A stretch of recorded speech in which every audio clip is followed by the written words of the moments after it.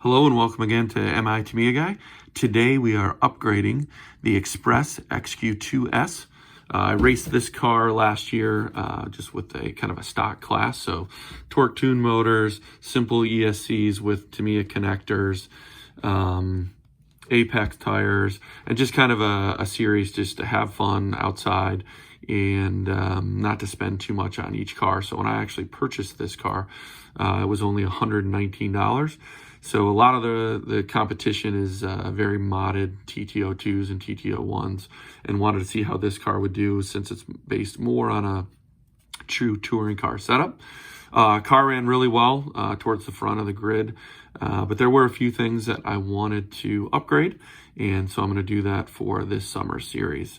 Obviously, the car needs a good clean, so we'll do that before we get started, but I wanted to go over some of the hop-ups we were going to install. So one of the areas where on our track there is a very tight hairpin turn, and it's where you kind of make or break some serious lap times. So one of the things I wanted to upgrade were some double joints in the front of the car to improve steering and chatter and overall turning performance. Also saw online on RC Tech that some folks were representing or also recommending some of these titanium outdrives if you're making that switch. So I picked those up. And then if you're using this specific double joint, you'll also need some 5x10x3 bearings. So I picked those up. Also for just kind of precision steering in that area, I picked up the aluminum steering posts for the car. I didn't notice a lot of slop or issues with that on the car itself, but just for steering precision, I did pick those up as well. So I'll be fitting those to the car.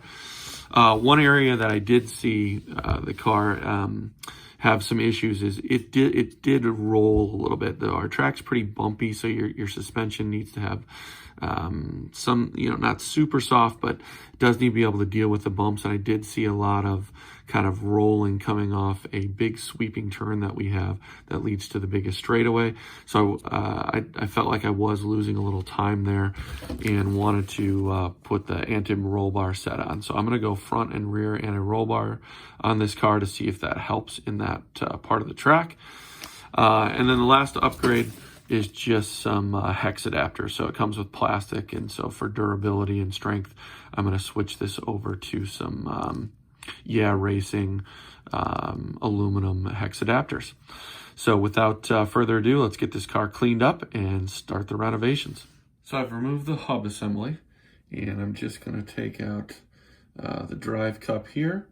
So that's one screw, and then I'll replace that with the titanium outdrive, and then we'll put in the double joint drive shaft. So as I'm replacing the double jointed universals, I'm using the Express part 10334, and when you do that, you need to take out the bearing that's in the front part of the hub and replace that with a 5x10x3 millimeter. I'm going to use one of these team associated bearings. So there's a new double joint universal installed. I decided to use the blades, and it's the titanium drive cups as well. And now I'm going to put on one of these aluminum hex adapters. And here we are completed on the front assembly.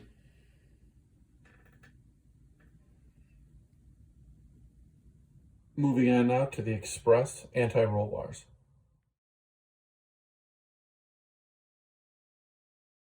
So there's three different roll bars included, 1.2, 1.3, and 1.4. And I'm gonna go with the default 1.3 millimeter on the front and on the back. Here's the rear anti-roll bar assembly completed. And now we're just going to install these aluminum steering posts, and we'll be ready to race.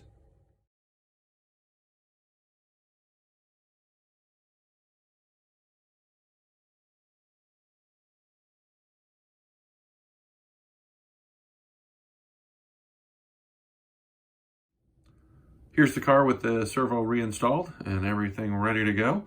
We'll see how this thing does with all the changes once the cold weather moves away and we can get out on the racetrack.